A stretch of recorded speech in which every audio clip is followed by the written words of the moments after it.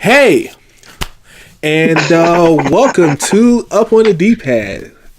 Great podcast and everything. I'm Brandon with my wonderful speakers, helpers, friends, game players, and stuff like that.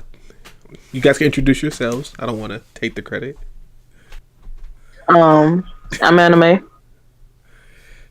I play games, and I don't have a particular genre that I stick with. I like most if it's decent. Um, I'll play it. I also cosplay on the side. I usually try to stick with more or less obscure pop culture, unless it's video game related, where it's pretty obvious. That's about it. I don't know what else to say. I was just going for a brief introduction. I mean, you already did like bios and stuff. That is a brief introduction. Well, I mean, what they people listening have to have like some kind of rough idea of who we are and what brings us together besides us being gamers and friends. So, And our other co-host. Oh man, yeah, you can call me Dig. I play video games, and you'll find out more about me as I speak on other subjects. Not a fan of standing in front of the class and giving details about myself. MVP. stand up and introduce yourself to the class. That's Dick Doug. If you are into Monster Hunter, that is. All right, so. I know it's been a long time since the last time we spoke, and I wanted to get everybody's opinion on the Overwatch Pro League, or the Overwatch League, I should say, where the thing you used to get picked on for in high school, now you can get a great, wonderful, decent wage from. So how do you guys feel about the future of pro gaming, I should say? Let's go there. I was never really into the whole pro, gaming league, except maybe like, for fighters and stuff like that. But more options is always better, I'd say. Yeah, at least I feel like they're at least like standardizing pay now, which is great. Versus before, you would just go to a tournament, say you're affiliated with a group, and hope for the best. I think it was like until like Evil Geniuses came along, it started pushing a huge change in the game. I might be wrong about this, but yeah, I figure. I mean, there had always kind of been some kind of competitiveness in games in general. More well known was definitely fighters. It started out with, but there was also more kind of like behind the scenes that unless you were really into that particular genre of games, like you didn't really know about. So like more of the MMOs definitely have a very large, way larger I guess like standing or involvement as far as like pro gamings are concerned, like Dota, League, shit like that. I mean, they have pots in the millions, so I think it could go either way. Yeah, I mean, this is probably like the first time I've seen something with like just like a salary, versus like just earning like just having to like win the tournament or place with the top 3 or top 8. So I thought that was pretty unique.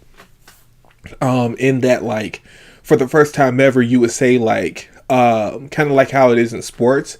Like even if you're just like the worst team in the league, like there's still somebody that's still getting like like $500,000 in salary just to throw air balls and miss game and miss and lose games, which like I said is a very, very unique and interesting thing, especially since now like it's being presented in front of the Overwatch League and it becomes less like it is still skill based, but it's not as much of like based upon like your merits as it used to be. Whereas like if you went to this tournament and you signed up and you registered, excuse me, you signed up and you registered, then like you had to win or you had to place top 8, and if you placed anything outside of top 8, you was kind of not getting fed that night. So yeah, I just thought it was a very interesting thing in pro gaming. So I think it brings a different dynamic to it. You know, you gotta figure, you go from doing something that you enjoy to something that you love to it being, you know, something that you do as a hobby to win. Now it's your job. Like it definitely is that everybody's dream job? I mean, yeah, but you also have to consider, you know, whereas before, like for fighters, say, you know, you practice and practice and practice for X amount of months for a specific tournament, you go to said tournament, and either way, if you place or don't, you know, you don't, unless you're sponsored, you don't really have anyone to let down besides yourself, in a sense. Like, if you're getting paid to do what you do, that means that, like, you reflect on somebody. So, like, you're not just representing yourself, you're representing the company that you more or less work for, you know? I mean, everybody's a fan of, like, some usually it's like everybody has fans and stuff like that. Like, even in, like, local scenes and stuff, there are people that are labeled as local heroes and people that look up to them, you know, which I think is a... like I don't want to discredit and say like because you aren't like out here getting money, or let's say this, yeah, I don't want to say like because you're out here not getting money from playing games, you're like any less of a gamer. Like more so just pro gaming quantifies like you just making money from it. And usually there's fans that also come from people that love your play style.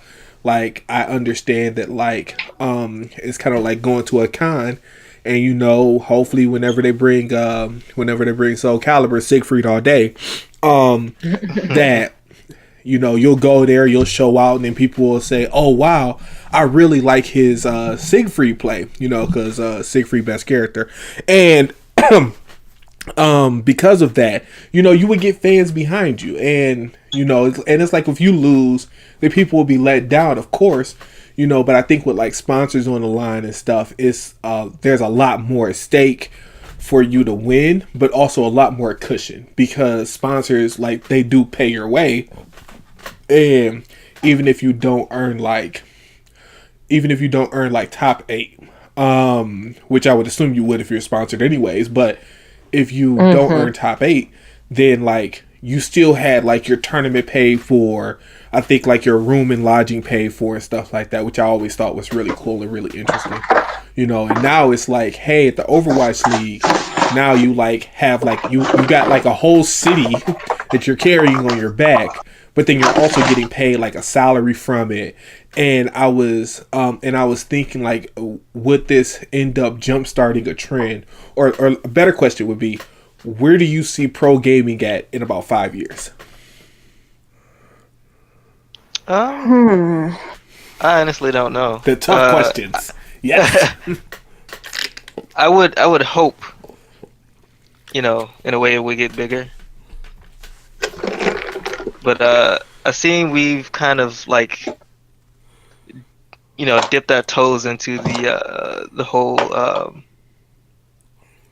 ESPN thing, but I have no idea where that stands right now because I haven't heard about it in a while.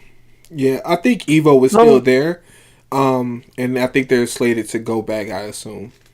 So yeah, like last year,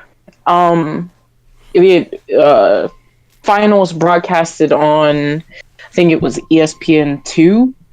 So not like their main channel, but it was definitely still something that like people could access.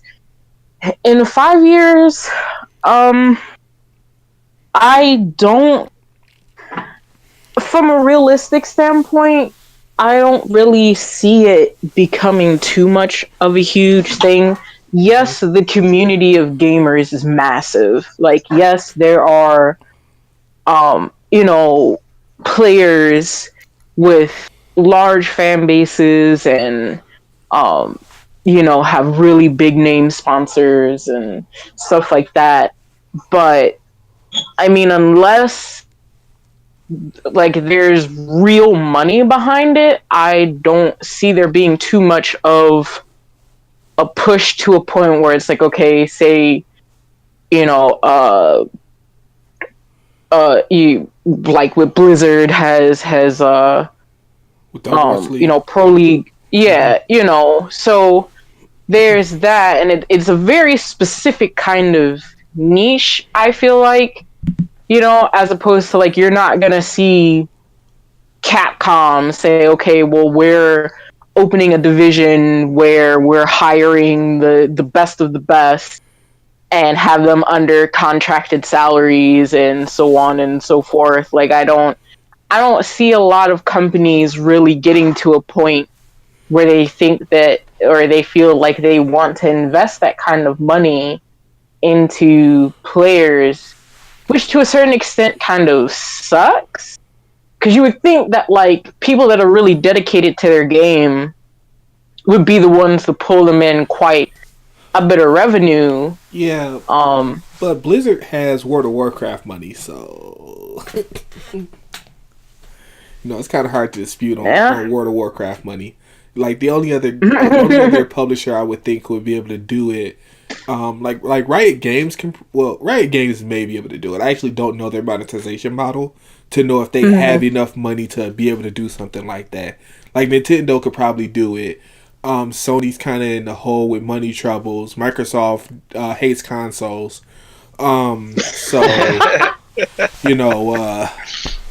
Yeah, the pickings is looking kind of slim. The only other people that could probably do it, I think, is EA, and I think EA purchased MLG. So, I think they're trying, but, EA only sees money. They don't understand, I guess, sacrifice for the noble good, despite all the PR they're trying to put out and stuff. But, okay. So, let me switch gears to another, speaking of people that love money. So, Grand Theft Auto 5 has made a lot of money. A whole lot of money. Yeah. Yep. Apparently, it has become the most profitable game in history. And so, I wanted to take a little bit of time to open up the floor to talk about what was going to happen with Red Dead Redemption. Because, the single player content that was supposed to come out for Grand Theft Auto 5, it went missing. That's all I can say. So, any thoughts about that monetization? How do you feel about Rockstar Games going forward? Let's go. Rockstar is probably going to continue with the whole games as a service thing, since they saw how successful GTA 5 was. But I honestly don't think Red Dead 2 will be as successful as Grand Theft Auto. Yeah, because I think that was a one-time thing. Yeah. Well, I know a lot of it was a part of to Grand Theft Auto, GTA Online. Like I heard that. Yeah. That blew up. GTA Online is GTA 5. Yeah. Okay, fair. Yes. Like I feel like Rockstar might continue with the trend in a sense that they know where the money from GTA 5 came from. They know the pull. They know the reason. That's like saying people that bought Fortnite remember that Fortnite has a single player mode. Wait, like Fortnite has a single player mode? Yeah. Before Battle Royale, yes, Fortnite was definitely has a yes. I played the shit out of it. The Save the World mode. Yeah, Fortnite is about building, and like it's kind of a wacky mix of like it's a Saints Row game and like Team Fortress, but because PlayerUnknown Battlegrounds was the talk of the town, everybody now wants in on their own version of a battle royale. So Fortnite came out with one, and it's not buggy, and it doesn't crash, and it's pretty decent. So yeah, PlayerUnknown kind of fell to the back burner after that. And I think Rockstar might, if they saw how successful only like the online for GTA was, they might try and attempt to continue to follow that trend. Sure. There's no doubt. For sure. Yeah. There right now, at this very moment, there is somebody right now putting together saloons for DLC. Like they are. I mean, but think about it. Like, wouldn't that would be pretty dope? Like a GTA version of Red Dead. Like you ride your horse and you rob banks and you rob trains. I'm gonna be honest. If Red Dead 2, I mean, I'm pretty sure it's gonna have the same online because what is that? For sure. Red Dead 1 had Redemption had the same online model, but if they decided to do that and go with the whole battle royale thing too, I'm not into battle royale games, but I'd definitely get into it. Okay, fair. Red Dead only. Okay. Yeah, so, like an Old West kind of, high noon showdown shit. I used to go around chasing people with tomahawks. You were that guy. Tomahawks and dynamite. Yep. See, and it's people like that Rockstar is like, yes, excellent. Like this is what we know, where we know the money is going to come from. So yeah, it's no surprise that like GTA single player just kind of disappeared into oblivion. I mean, it's not the first time that a company has done something like this where the online was way better than their single player, where the single player got forgotten. Only very rarely, I think I've seen it where it's like it was a good mix of both. Like Assassin's Creed Brotherhood, like the single player, the story was fantastic, but the online of that was just, oh my god, it was so much fun. It was amazing. Okay. So, all right, yeah, fair. Let me go to another publisher that, unlike Rockstar, is in desperate need of money. So I just wanted to have a quick conversation about how Capcom has decided they wanted to make games again. I guess post Marvel vs. Capcom Infinite. Let's go after that timeline.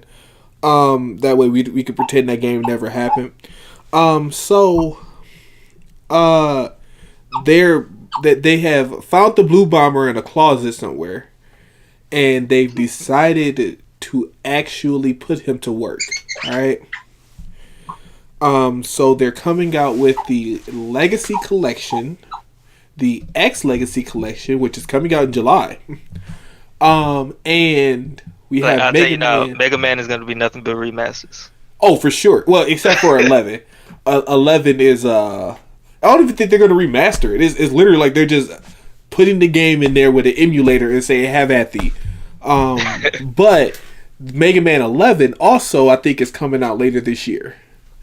And I just wanted to touch on briefly about how Capcom amazingly found the Blue Bomber again. And how do you see? Okay, so let's go with the most optimal of timelines. Do you think that because Mega Man 11 is already coming out, that they will let's say if Mega Man 11 sells well, they're gonna have a Mega Man 12 for sure. I guess what I should ask is, how do you feel about Mega Man as a whole? And then we'll touch on Capcom's other franchises real quick. I feel like the only reason Capcom has essentially done a Konami, which is release the Blue Bomber from the basement, is to make pachinko machines. Yeah. Is because of Monster Hunter. Like, the amount of hype that people have from Monster Hunter, like, surprisingly, Capcom has actually done a really good job with. Because that's actually not surprising. Actually, it's that specific team that always does something good. Yeah, I mean, I think it just comes in the wake of people expecting the worst from Capcom now, and they're just pleasantly surprised that they managed to forget that, like, okay, most of the Monster Hunters that have come out recently haven't really been bad. They're just like, oh, Capcom finally got something right again, as opposed to, like, disaster after disaster. MVC Infinite. So I mean, they're kind of a mixed bag right now. Well, I think their fighting games are kind of is weird. Like, their fighting games carried them before. Now their fighting games are like kind of holding them back. What fighting game? You got two out of their. How many did they have? I mean, they got. I mean, they got. It's just it's weird. Like okay, so they put all their. So first of all, they decided to develop Marvel vs. Capcom Infinite internally instead of getting Dimps again, which Dimps is actually one of my favorite I would say, like, Japanese developers. They did a lot of what is it? I believe they did not Bloody Roar. They did another game. It might have been Bloody Roar. They might have been helping on Bloody Roar. But then Dimps is the part of the company that did Bloody Roar. And so when they made Marvel vs. Capcom, Ultimate Marvel vs. Capcom, I was like, oh, okay, like, I really can't complain over the group that did Bloody Roar. Like, they didn't do Bloody Roar 4, praise God, but they did all the other ones, which I was like, okay, I'm cool with that. And then after that, they did, I think they also did the Sonic Rush series too. So, like, they've got quite a few Sonic games under their belt. Like, they're really good. And then Capcom said, we don't need you guys right now, or whatever happened. Like, they were like, we're gonna do this all on us, and they took that L. Like, that's a hard L to take. And then, like, they came up with Street Fighter, which, if I'm correct, the original Street Fighter was somebody else. It wasn't Capcom. It was like Dimps or CyberConnect. It was something like that. I want to say Dimps also had their head in Street Fighter 4. Maybe I'm wrong. In 4, the original Street Fighter, like, you're talking way 4. Like, original 4. Japanese release. 4. Oh, yeah, 4. 4 was developed by somebody else that was not Capcom. It was an internal. But then they did 5. I think they did 5 internal. And they were like, we're going to go the whole esports route. And they, like, dumbed down all the combo. Well, they dumbed down all of the long combos and made it so that touching people hurts a lot more. Which, I mean, is okay. It's just somebody over there at balancing doesn't know what they're doing with Street Fighter. So it's like they're juggling all their fighting games incorrectly. You know, hitting themselves in the head a couple times, but then, like, they'll come with, like, Monster Hunter, they'll come up with, like, Strider, Resident Evil, like Resident Evil 7. I think they recently passed 5 million sales, I want to say. Like, they're doing it. So, like, it's like before their fighting games would carry Capcom, and now it's like all their other franchises are carrying them, and they're just sitting here like, well, fighting games, what we gonna do with you guys? I mean, to be honest, they really don't have to release any new games. All they have to do is look in their catalog of forgotten games that they forgot about, and just hey, But that would also require Capcom to actually care. It's true. Hashtag Onimusha remake. So I hope one day that they care. For the sake of Onimusha. Not saying that I'm hype on Onimusha or that I'm looking to see, Onimusha 5, but if there was a franchise, they were going to bring it back, and somebody just happened to be listening to this podcast or something like that, I would just say Onimusha, please. Please, Onimusha. Thank you. But yeah, I really they have all these other franchises under their belt, but like they're probably not gonna do anything with them. Like they got Dino Crisis, but who is it? Gina has it. Regina hasn't seen action in like Lord knows how long. Like, so I kind of feel like Capcom, Activision, and Sega are like in the same boat of like holding all of these IPs hostage and not doing Konami. anything with them. And Konami. What's Konami? Konami. I don't know what that is. Yep. Okay. Only reason I'm mentioning them is because they currently have Bloody Roar. All right, and this makes me sad inside. Konami has Bloody Roar. I think the moment people stopped caring about Konami was the day that the gaming community managed to finally save Kojima and release him from their evil clutches. And yeah, they pretty much unanimously just said fuck Konami at that point. Off topic for a second. I kind of think Kojima got himself fired on purpose. Because that's the only way to get out. Ever since like I think it was Metal Gear Solid 2, he was like, "This is my last Metal Gear." Oh nope, Metal Gear Solid 3. This is my last Metal Gear. He came out with 4. All right, this is my last Metal Gear. You got 5. Like, you know what? I'm gonna. Yeah, then it was like Peace Walker. Yeah, no, and then like as he like for the longest time he was running things over there, just like everybody at Konami is just like, yo, we need more Metal Gears. But what about other franchises? You don't need other franchises. We need more Metal Gear. But they'll buy it if my name's attached to it. Metal Gear. Oh, let me try Silent Hills. Oh, no. No, we don't want that. Shoot, I mean, like, he directed, Lord of Shadows, if I'm correct? So, he was behind the Castlevania remake. I feel that, like, companies like Capcom and Activision and just, companies that are just sitting on IPs either are doing it on purpose or just choose to not invest the money that's needed into certain things. Like, Activision could care less just because they've got their hands in Blizzard.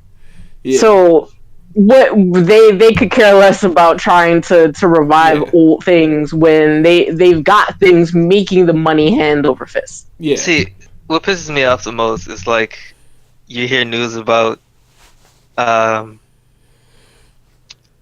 company like renewing their their rights to an IP. Like, oh yeah, we're making another game. Nah. We just want to make sure that we keep this license. Yeah. Just we just want to make sure that nobody else could get this.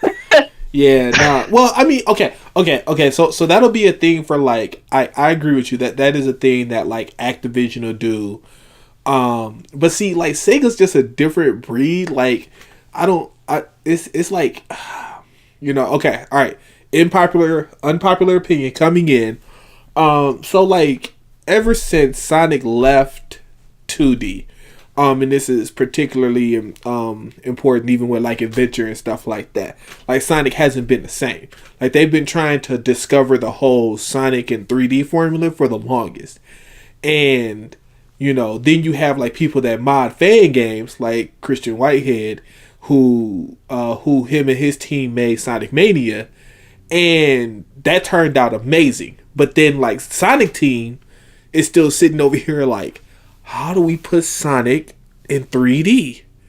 This is and it's like solving a Rubik's Cube for them. Like a 18-sided Rubik's Cube for them. Because they have not figured it out yet. And they're still not going to figure it out. I think the drawback of that is you end up with companies that have really old franchises and IPs, like Sega with Sonic, Capcom with Mega Man.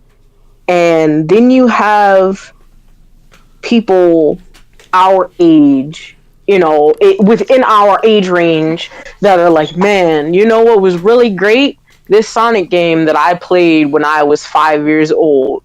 You know, it would be awesome if I could have that exact game right now.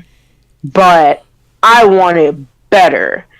And I think for Sega's sake, this is trying to give them the benefit of the doubt. Several 10, 15 years later down the line,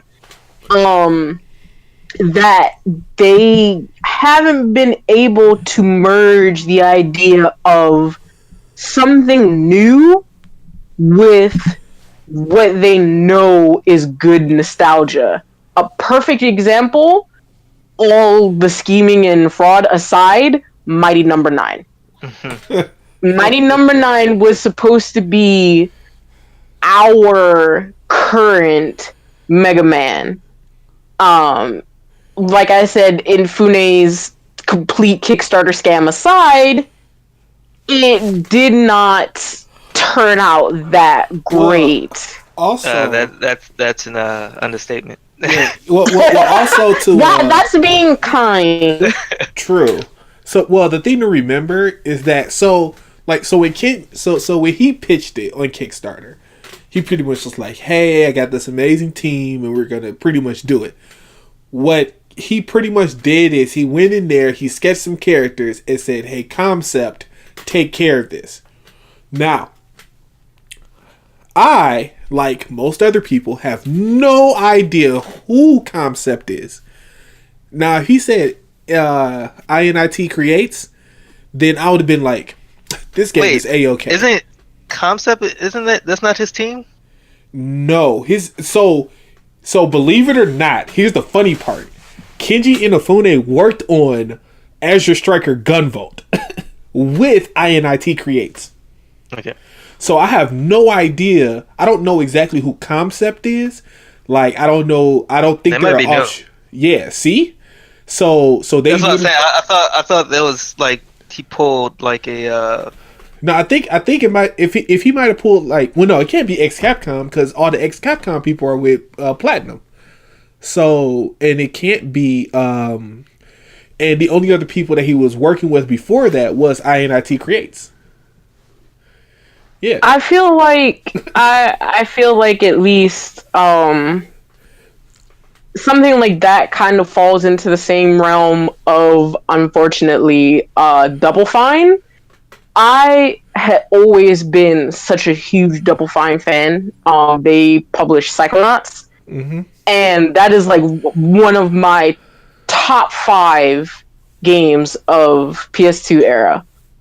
Come to find out that Tim Schafer was such a scumbag when it came to Psychonauts 2, and this kind of ties in with why Inafune gave its concept, because Tim Schafer's GoFundMe for Psychonauts was through his own GoFundMe company, which kind of people should have learned from their previous mistakes of giving money to Inafune, because he gave it to Concept because he founded Concept.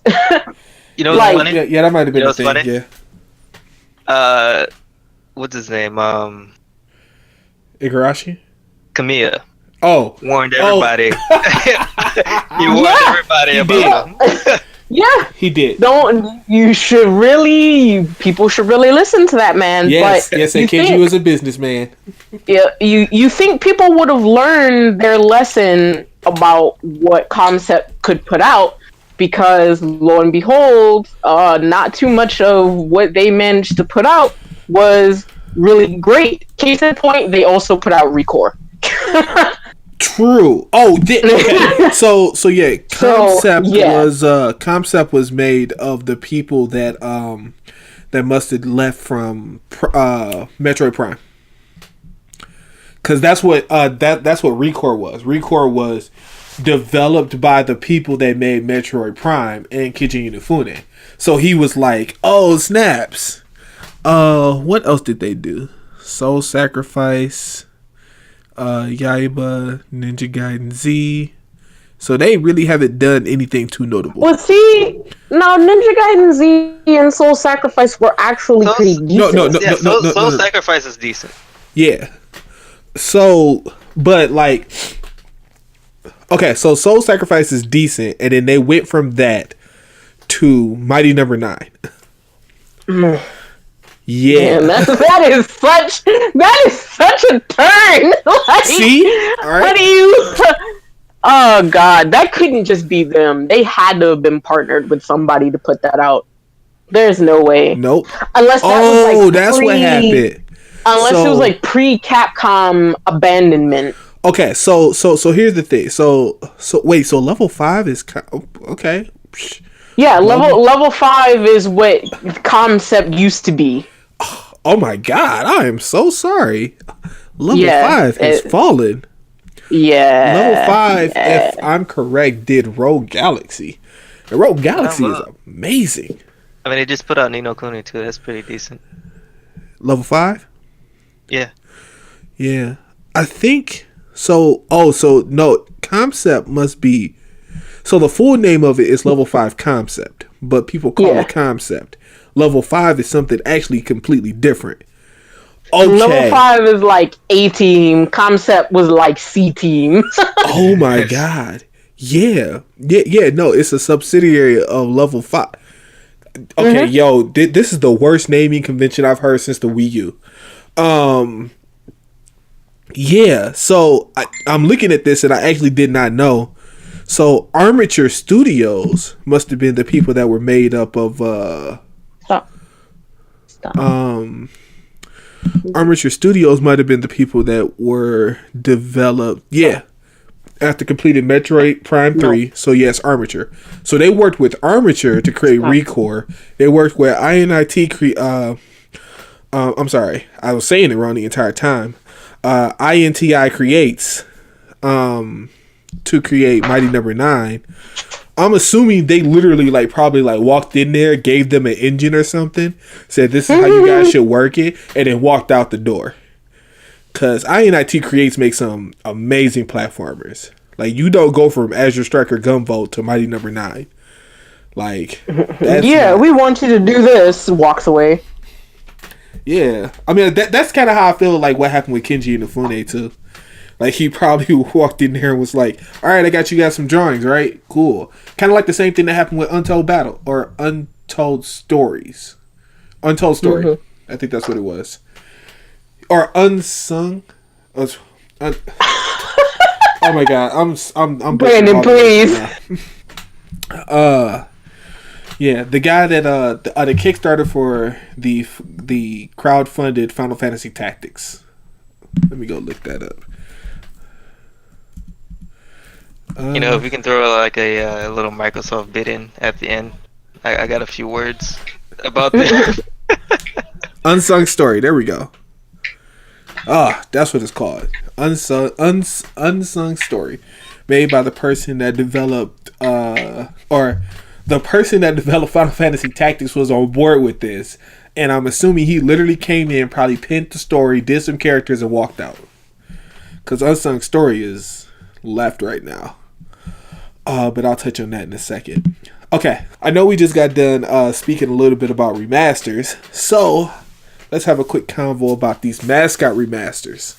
So Spyro just got announced, probably about a week ago now, and So first things first.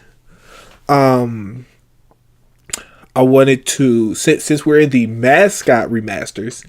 Do you have any mascots that you want to see remastered? Please, no Bubsy. I pretty much got everything I wanted ever since they when they announced what is it, Medieval. I was done right there. I was done right there. But I did like Blinks from Microsoft.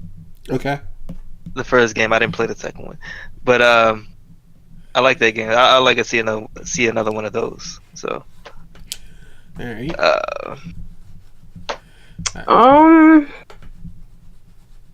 I don't know. I feel like I have moments where I'm pretty content with letting old mascots die out. Like, everybody wants to relive their nostalgia, like their childhood. And because when I finally got into gaming was so late into, I guess, its lifespan, is like I can't say that I grew up with a mascot. Like, my mascot was Spider-Man on PS2. Fair. Okay. So I can't say, man, I would love to see Spider-Man redone. But no, like, almost, getting it. I know, right? Almost everything has gotten a new iteration. I would say I probably would enjoy, like, seeing a more up-to-date or not so scam-driven iteration of Psychonauts. Like, I could say that. I mean, Okami just got, just some months ago, had a HD re-release. So I can't even say that. Oh shit! It comes out this month. What? Okami. It didn't come out this month. I think it's coming. Oh, does it? Not the one for the Switch? Oh yeah, for the Switch. Oh yeah. I'm sorry. I'm sorry. The one that I'm getting, which is for the Switch. Yeah. Just about, honestly, most major companies have had, of like their biggest mascots, have had re-releases. I mean, there's already been a renewal of Ratchet and Clank.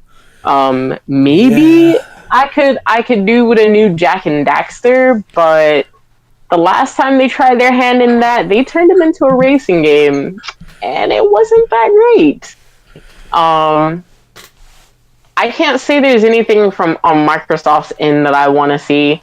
I think I might pull my hair out if I have to see another reiteration of any kind of Halo game whatsoever. I was about to say, man, you looking for that Halo remaster HD collection?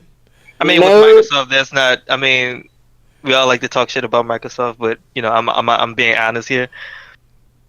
They really don't have like anything that anyone would want to see right now, because Rare is completely dead.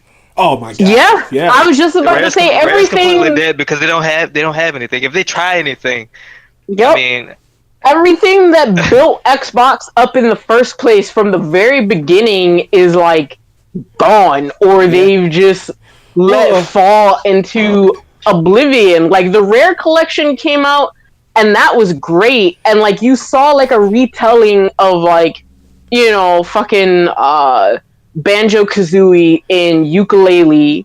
Maybe like one thing they haven't redone is like a redo of Voodoo Vince. That was they came out with a remaster already. Oh, did it? Yeah. Did I miss that? Surprise. Like, stuff like that? Yeah. That's on Steam, actually. Wow. Yo, I might have to look into that shit. $15. Oh, God, no. Jesus. It's like, wait, hold on. Too much. Over 20 years old. There are ways of getting that cheaper, but, Yeah. Of course. No. I'm not paying $15 for a game that's probably a year younger than my sister. No, that's not happening. Yeah.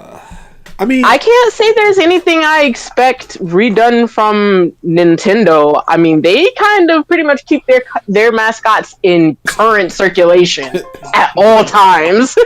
True. I mean, like they understand the whole branding thing. I mean, I can't argue with that. I mean, well, Yeah. okay. Well, one thing I did want to say is like Microsoft has Kung Fu Chaos. Microsoft, if they ever found a way, they don't really have anything notable, to be honest. yeah. Well, yeah. No, I mean they have Gears, Halo, Forza. They have things. I mean, they have Perfect Dark, but they killed it. Yeah, no. They killed Perfect Dark. They killed Banjo and Kazooie. You know, I think the only thing they have coming out that I actually was kind of excited about, not even on the remaster side, but just like a platformer in general, was the Fox's Tale they showed last year, which I was like, oh, that's actually pretty interesting. Hope it doesn't get canceled. You know, but you know, it's, I mean, you know, if Microsoft would, you know, the only thing I would say is, you know, come with that Perfect Dark. You know, give Halo a rest. Throw Perfect Dark in there. They've pretty much turned themselves from like adventure games to shooters, and like pretty much thought that, oh, we're getting such a high reception on this, let's continue with this trend. And unfortunately, this is the rut that they put themselves in. They thought they were Activision. It's okay. I mean, everybody thinks that every now and then. You know, I mean, but even Activision had to drop certain things and readapt to others. Like they dropped a lot of their other departments just to solely focus on certain things. Like, we're not gonna get any more rock bands. True. We're not gonna, you know, things like that. Hell, Activision put out the first Spider-Man, so. Yeah. You're not. They don't have their hands in that kind of stuff anymore. They want to be part of the much bigger things that involve microtransactions. Hey man, dog. Just think about if you could pay $1 to swing off this building. Bam! All the money you can get. Just hearing the word Microsoft just makes me angry. I mean, they. It's several missteps they make. They had every canceling Scalebound. They had every chance in the world to recover from that E3 reveal, and it's like, when you think about it, it's like it seems so easy. It's like, this is all you have to do, but they didn't do it. Well, nope. It's something along the lines of, like, honestly, I don't think. Okay. Here's my thing. I am seriously sitting here trying to root for Microsoft, because I would like for them to, like, step back in this race, because, you know, they kept Sony on their toes. You know, Sony just wasn't getting away with murder. Like, Sony had to step up. Like, when Sony, like, dropped that first PS3, and the jump was $600, and everybody looked at them like, are you serious? Like, Microsoft stepped in and was like, don't worry, we got you guys. And then they introduced everybody to, like, online gaming. And I was like, these are the progressions we need. And then Xbox One hit, and I was like, okay, so what you guys got? And then they were like, we got ReCore, which is garbage. And I was like, ouch. And then it was we got Scalebound, which is garbage. And it's like, and then they came out with the Holy Trinity, and they messed up one of them. Like, how do you mess up Halo? I mean, my thing is with Microsoft, and this is what Sony does well. Number one, they actually have studios to work with. True. That they're not getting rid of. True. And number two, which is my main point, is that they can have these studios come out with, like, big hits, right? And those games, you know, make Sony. But then you can also have them make new IPs and make them successful as well. Look at Killzone, right? Same people who made Killzone made Horizon Zero Dawn. Yep. You'd never think they'd do that. Mm-hmm. Nope. Look at boy. And you got who is it? which Killzone Shadowfall and Horizon Zero Dawn both run on the same engine. And that's amazing to me. I just wanted to interject that. Well, at that point, it just comes down to not being a one-trick pony. What Microsoft has done to themselves is that they jutted themselves into a specific niche of gaming and set up people to have a certain expectation of things. So, like, at one point in time, when the whole PS3 360 race was going on, most people associated shooters with Xbox. Mm-hmm. That was what Xbox found people started labeling them with, and then just ran with it.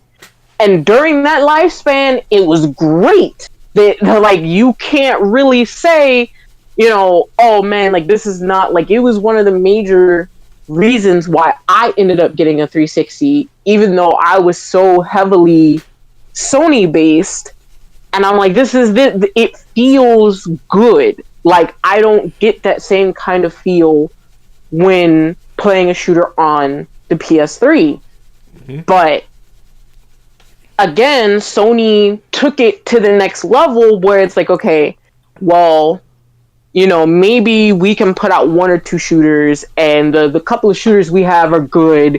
Yeah, we don't have such a huge community as, like, Xbox has for Halo or Xbox has for Gears. The game is still at least decent. Yeah, at that particular time. But again, even with, like you said, with Killzone, with hell, even back on the PS2, what was that, Black? Like, that game was great. It was just, man, I'm just gonna go up and just shoot up a bunch of shit. Like, Sony saw that and was like, okay, what little of this that we have our foot in, we're good on that. Everything else, let's focus on this. Whoa. And they did. And that is what cemented Sony into the next gen race, which was like, okay, we're gonna put all this stuff out. All of our IPs know how to work on different genres of games, as opposed to just being a one-trick pony. Like, people expected more Halo from Bungie. Bungie put out Destiny. And you see how well that went. Okay. So a couple things. On the Bungie front, like, they pretty much tried to develop a MMO structure when they're used to, like, linear single player campaigns. And that is a completely different space to jump into. Like, the shooting parts of Destiny all feel amazing because it's like all this stuff that they've had from Halo. But, like, when it comes to, like, making, like, mission structures and things that are open-ended like that, that's really storytelling. Because, Master Chief's story is so hard to explain. Non-linear storytelling is the other part. But the thing I did want to interject on, like, Microsoft's biggest folly in this generation of console wars was when they looked at the trends, and this is something that Sony, Microsoft, and Nintendo all had to look at. But I think Microsoft had the worst knee-jerk reaction possible. So Microsoft went on this whole, we're going to label our system as a entertainment hub. Like, they pretty much want it to be the first place you go for entertainment. So it's not just a console. But I think the part that really hurt them is that they came into the market as a console maker and then tried to say, like, hey, you can pretty much get a low-grade PC, which, for the same amount of money that you buy an Xbox for, you could probably go get a low-grade PC. Yep. Not at the moment. Okay. Well, not at the moment. Well, no, considering that Bitcoin miners have just destroyed the prices of graphics cards now. I give them credit here. The One X, it's actually, a decent product for those who are looking for, specific experiences, like, they want a game in 4K, and junk like that, right? And HDR and all that, junk. Without it's. Or I mean, the as system, an alternative, huh? Yeah, I was gonna say like the system itself actually is really good. It's just there aren't any games. Yeah, exactly. That's what I was gonna touch on. Like they got the exact opposite problem Sony had last generation. Like Sony had a great system, no games. It's an alternative to the whole PC thing, right?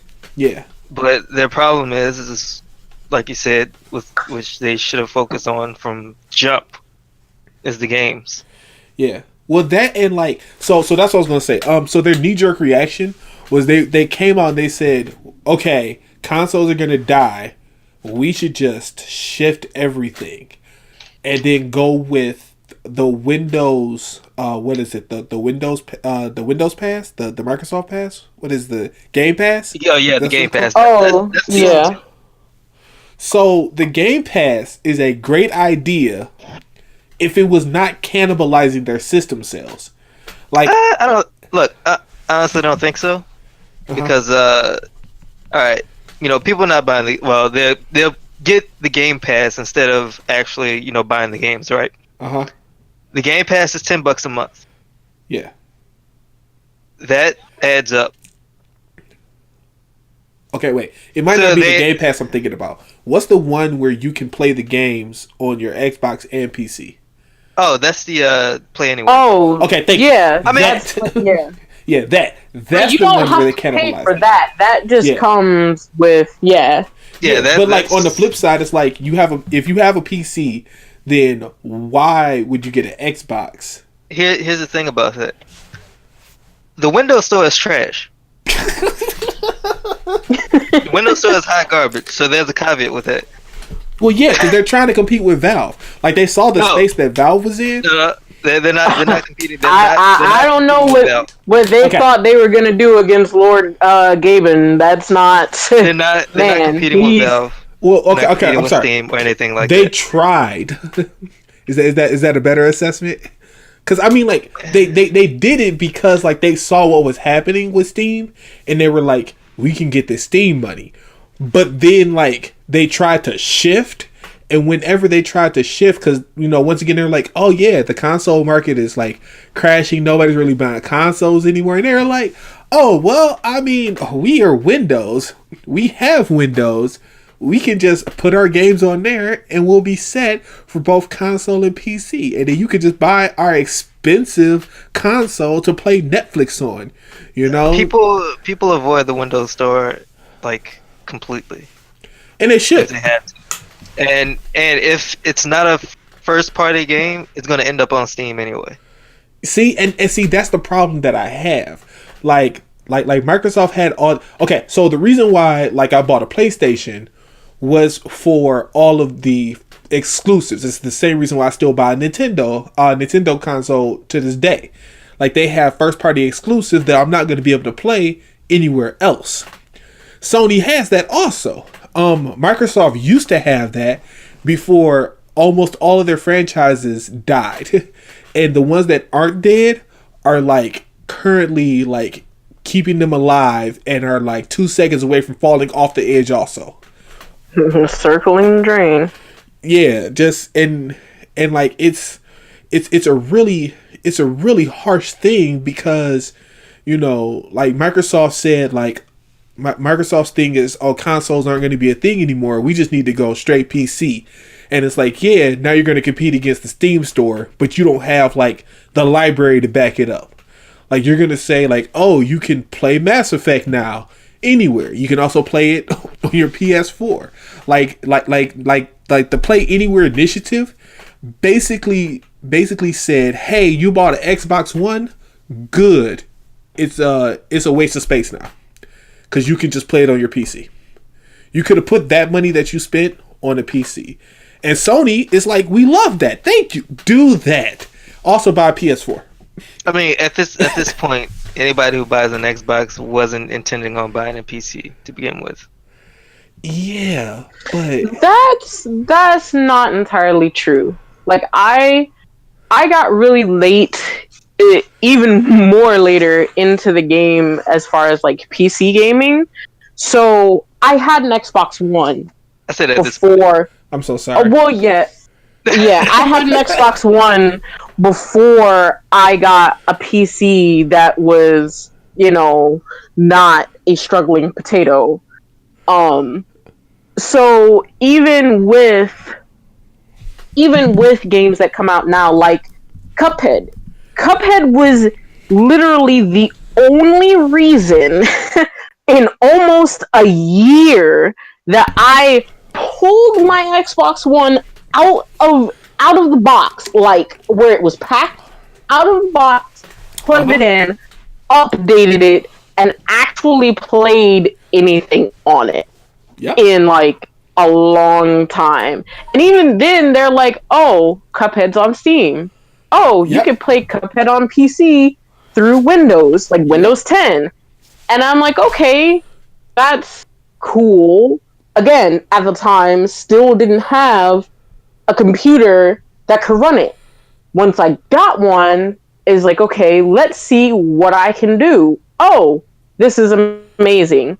Like, my laptop runs games in 4K.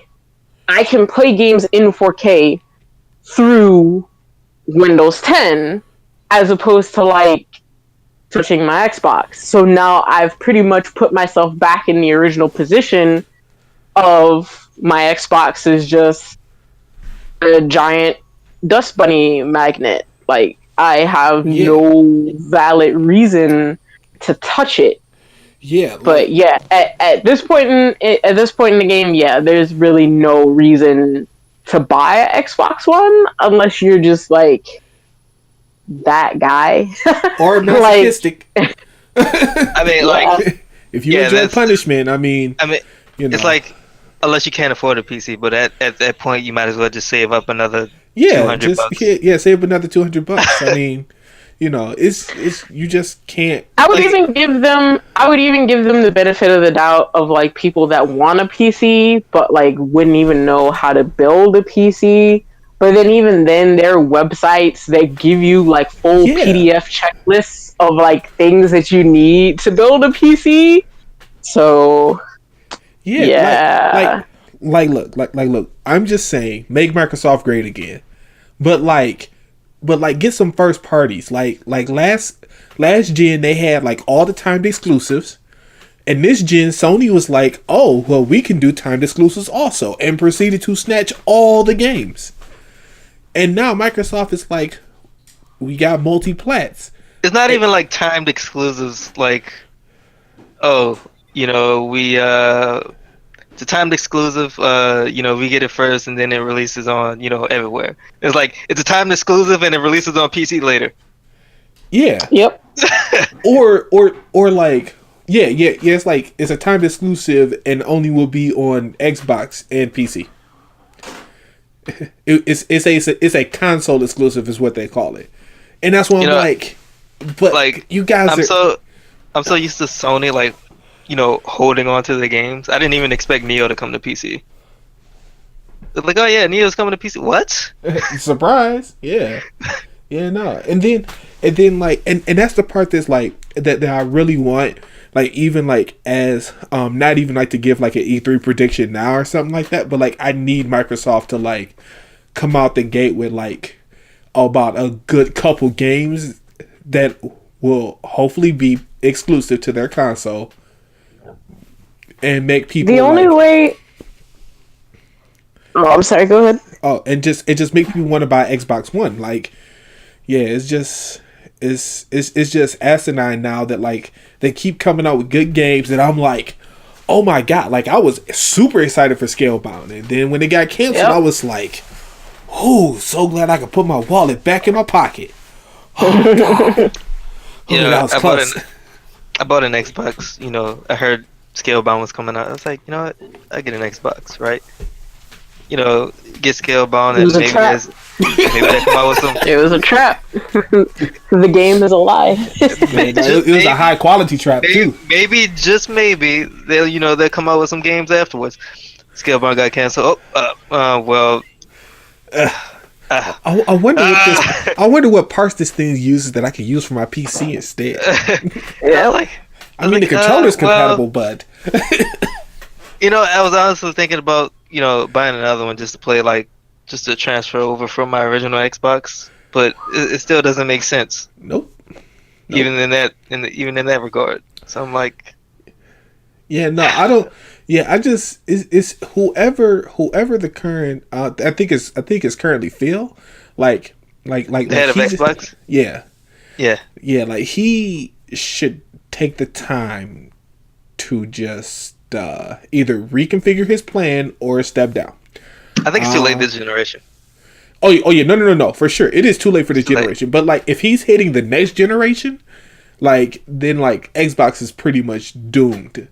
Like 343 is pretty much done. Like they'll say oh hey, we got Halo 6, and everybody in the crowd would still be sleeping. Yep. It's Halo lost its luster.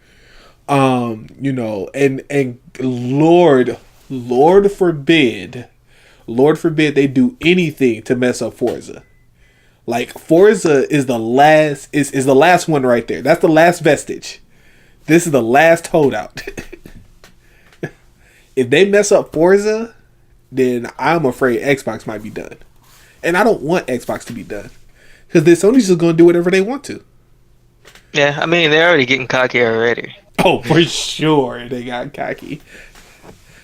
Yeah. I think, I feel like Microsoft both Microsoft and Sony were guilty of this quite some E3s ago. They end up following a trend, and they see how the trend goes, and then they think that they can manage to get ahead of it or keep the trend going, and then it just kind of fails miserably. When everybody was like, oh no, we don't want to Connect. Whatever are we going to do with a Connect? PlayStation Move, we don't use PlayStation Move for anything. And one E3 was this huge thing. That's all people wanted. They were showing, it was oh, you can do this and you can do that. And I think that came in the aftermath of the Wii U. All this stuff you could do with the gamepad. It does balancing and gyro controls and all kinds of stuff. Mm-hmm. And they're like, oh, people are eating this up with a spoon. Let's follow this trend. And again, Microsoft further drove themselves into what they became typically known for, but still on that same venture. Oh, we're going to do stuff with the Kinect. Kinect doesn't sell. Okay, well, with Xbox Ones, we're giving you a Kinect with said console. Okay, and then what else are you gonna do with it? You can turn your Xbox on with it. Okay. Yeah, they're trying to turn it to a companion app. It was no, that's not what people want. And PlayStation was like, you know what? You're right. We know that you've got those PlayStation moves just sitting there, not doing anything. You know what? We're going to give you PlayStation VR so that you actually have a reason to use the moves. What did Xbox do? So your Kinect can say hi to you? No, Kinect was done at that point. Yeah, but that's what I'm saying. Xbox didn't know. Microsoft didn't know what to do with any of their accessories. That they were trying to more or less try and stay relevant the same way PlayStation was. Well, you remember... And here's you remember the HoloLens? You remember that one E3 presentation where they said, hey, you can look at Minecraft in augmented reality? No, they thought you forgot about that. Yeah. Oh, never forget. Let's kind of phase this out and make sure nobody... remember that we talked about that. PlayStation TV. I'm never gonna forget those things. But like what she was saying, Sony was like, oh yeah, we'll come out with PSVR. You can use your your Move controllers, and Microsoft was like, Yeah, removing support for the Kinect on the Xbox, so you don't need it. Mm-hmm. Oh yeah, because the thing is that like you had to do it, you had to buy it, and it bloated the price by like another $100, and everybody's like, "Why do we need this?" And they're like, "Because you need the Kinect," and it's like, "No, we don't." Microsoft's like, "Yeah, you do. For what? Because what? Microsoft, like, give us a valid reason." And then I think if Microsoft's intent, if they intend to get anything done this E3, is that it's something quite simple. It's not even like they have to announce something that like people have been seeking for 10 plus years. Is that they just stick to their word. Like, if you know you have something that's going to generate a lot of buzz, that's not going to sink you, stick with your word. Like, stay to your guns. And don't cancel the game. Yeah, Scalebound would have done Microsoft 1,000 times world of good if they'd have kept it. But that's like saying, like, if Recore, if Recore had been good, then same thing. Yeah, I'm sorry. As someone who has played Recore, if Recore had not been buggy and the story actually made sense, everything else, Recore would have been a great game. Like, gameplay-wise and just the amount of things that you could do, like, with your companion and stuff like that, was really creative. Like, it was really done well. But it was really buggy, and the story was just god-awful. The thing with, what is it? Scalebound. Yeah, Scalebound. Like, I'm already forgetting about it. The thing with Scalebound was that they honestly did not know how to market their game either, because every like gameplay showing that they had looked terrible. Well, with that, and like, I think what happened also, just a little bit behind the scenes, this is me speculating, I think Microsoft kept trying to, or like Microsoft and Platinum kept trying to throw more things in there. So like Microsoft probably did their, hey, this game probably should be social type thing inside their Dragon May Cry game. And then that's when we got a multiplayer, and you're like, oh my god, like this multiplayer looks really shoddy. And once again, I am a stout believer that Platinum Games, when given the reins and time, can do some amazing stuff.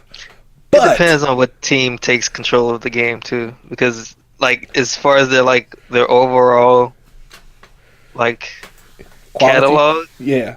It's like a mixed bag. Yeah, it's usually comes from like them working with like, what was it? I think it was Legend of Korra. They worked with Activision, and Activision be like, yo, we need this game done in 8 months, and Platinum is not that type of developer.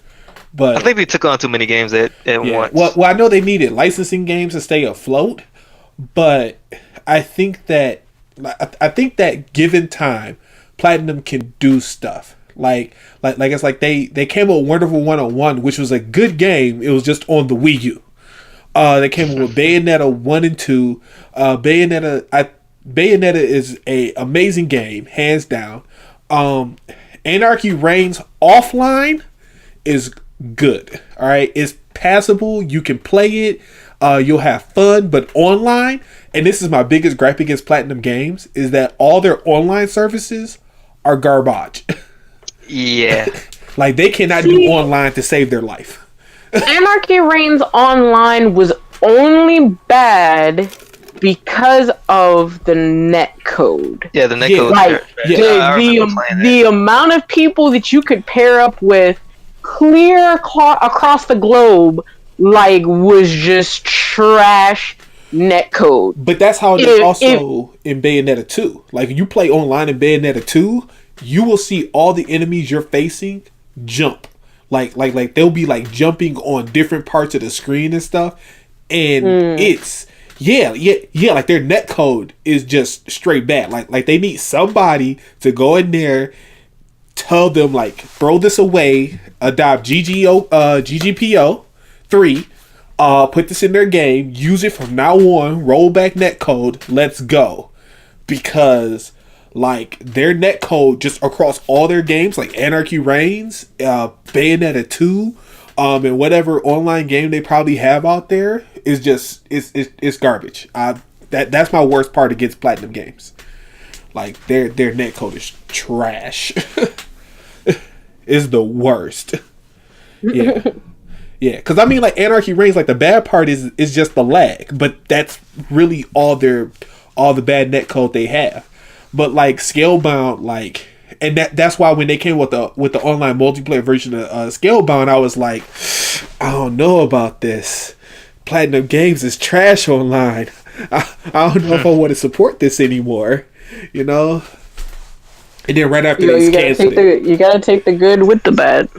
Yeah, but you know, I mean, why can't it all be good? like you know, like why couldn't it all be good? But I mean, it's Microsoft.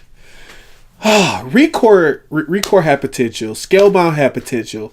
They had so many games that had potential that I think in the end they snuffed out.